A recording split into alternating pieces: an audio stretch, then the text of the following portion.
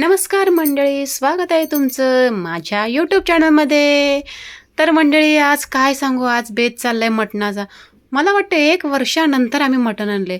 मटण हा प्रकारच आम्ही घरामध्ये बंद करून टाकला होता.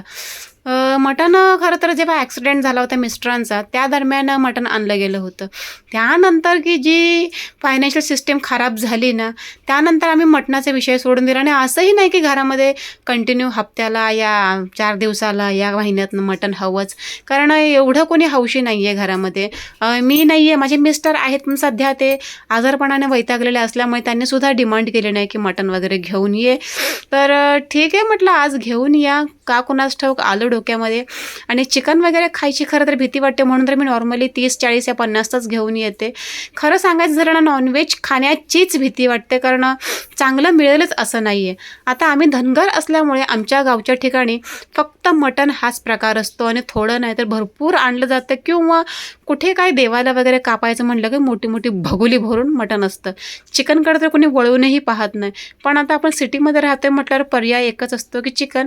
आणि ज्यांच्याकडे खिसा गच्च भरलेला आहे ते मटण वगैरे दररोज खातात, या हप्त्यातून 2 दिवस खातात, या किलोने दाबून खातात. आता मला म्हणणार की पाव किलो मटणाला एवढं काय बोलायचं आहे, पण ठीक आहे, शेवटी जे आहे ते आहे.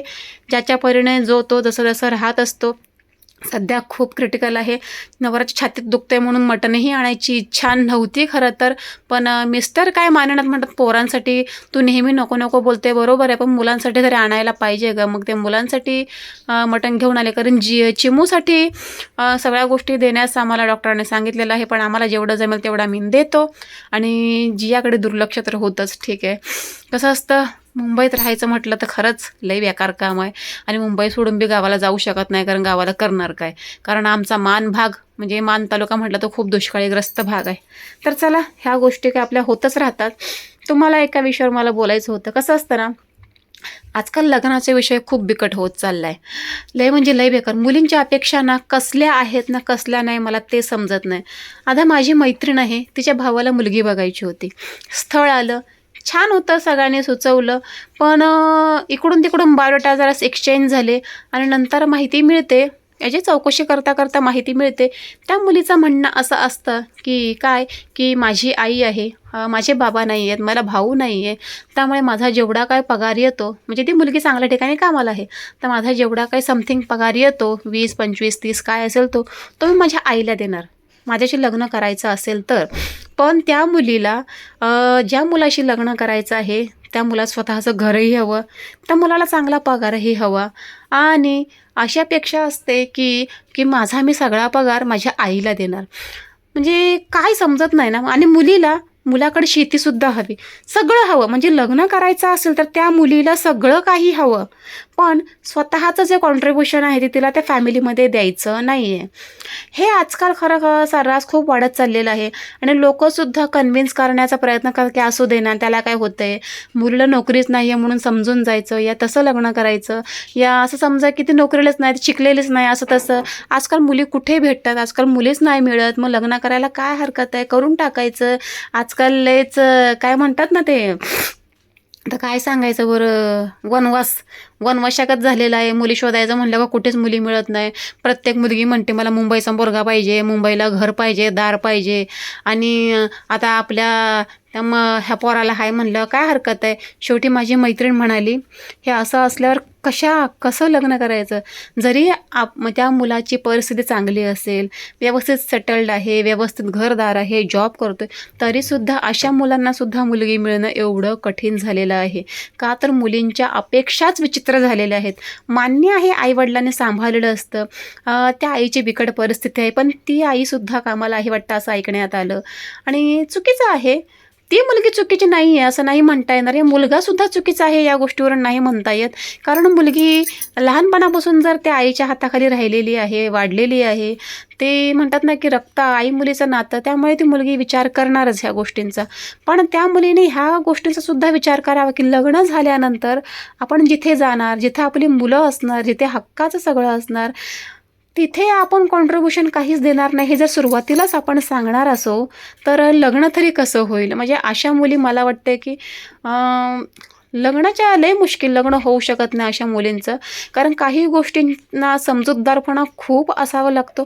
मुलींमध्ये तर समजूतदारपणा खूप जास्त जास्त प्रमाणात असावा लागतो. नाहीतर खूप प्रॉब्लेम येतात आणि खूप काही अडचणींचा सामना करावा लागतो. सॅक्रिफाईस करणं हेच मुलींच्या जीवनात आहे.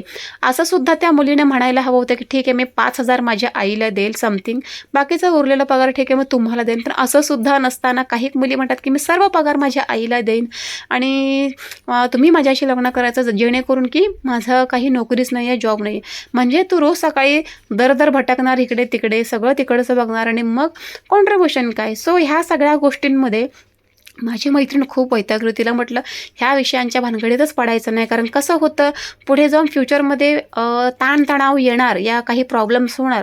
जर हे दिसून येतं आहे तर ह्या गोष्टींच्या मध्ये पडायचंच नाही. हा मार्ग, हा प्रश्न बाजूला ठेवायचा आणि दुसरं काहीतरी बघायचं. कारण कसं असतं ना, फ्युचरमध्ये का टेन्शन घ्यायचं. कारण आजकाल लग्नाचे विषय खूप अडकत चाललेत, खूप टेन्शनचे विषय आहेत.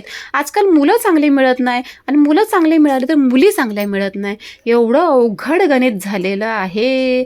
सो हे सगळं मला तुमच्याशी शेअर करायचं होतं. कारण आजकाल मॅट्रिमोनीवर सुद्धा खूप सारी स्थळं असतात, पण झंझटचं काम आहे सगळं. नशीब ते आपल्या गण्यागोत्यातल्या वगैरे असले तर कसं पूर्ण माहिती तरी मिळते. पण हे असलं काय झंझट असेल तर पुढे आयुष्य चांगलं जाईल हे कशावरनं, आहे की नाही. बरं तिकडं जाऊ द्या. हे सगळ्या विषय बोललो आपण, मग काय झालं घेणं ना देणं, तेल लावून घेणं म्हणतात ना, तसं झाले. जाऊ दे, आपलं मटण झालं आहे मस्तपैकी. चिमूसाठी आळणी मिठाचं पाणी बनवलं मटणाचं, कारण तिला तिखट वगैरे खायला त्रास होईल आणि आळणी मिठाचं म्हणजे पाणी कसं तिला प्यायला पण होईल म्हणून ते बनवलं. तिखट रस्सासुद्धा बनवला मटणाचा. हाय किती पाव किलो 200 रुपयाचं आणलं होतं. त्यात बी कुकरनं दगा दिला. उतरवायला खाली गेलं, धडादिशी पडला. ते सगळं मटण सगळं त्या कुकरमध्ये जिकडंचे तिकडं. नशीब तो ब्लास्ट व्हायचे वेळ नाही आली, कारण थोडंसंच मटण होतं. दुसरं काय सामान त्या कुकरमध्ये असतं तर माझी वाटच लागली असती. सगळं मिक्सअप झालं होतं, तसंच सगळं ओतून घेतलं. चांगलंच पाणी होतं त्यात. मी सगळं, माझा कुकर धुतलेला होता. मी फक्त मटणसाठीच कुकर वापरते, नाही तर माझा कुकर मी वापरत नाही. सो फायनली तिखट आणि मिठाचं पाणी सगळं बनवले. चला नवऱ्याला जेवायला देते, कारण त्यांना कामाला जायचं आहे. आणि चिमूलासुद्धा देते प्यायला. जरा टेस्ट करून बघते मीठ वगैरे कसं आहे. छान झालं आहे. पण हे एवढं हौशेसारखं माझंही काम नाही आहे हो. केव्हा केव्हा ठीक आहे, गावी गेलो का नुसतं मटणच मटण असतं, त्यामुळे ना मनातनं उतरलं आहे सगळं मटण. ओके, चलो बाय.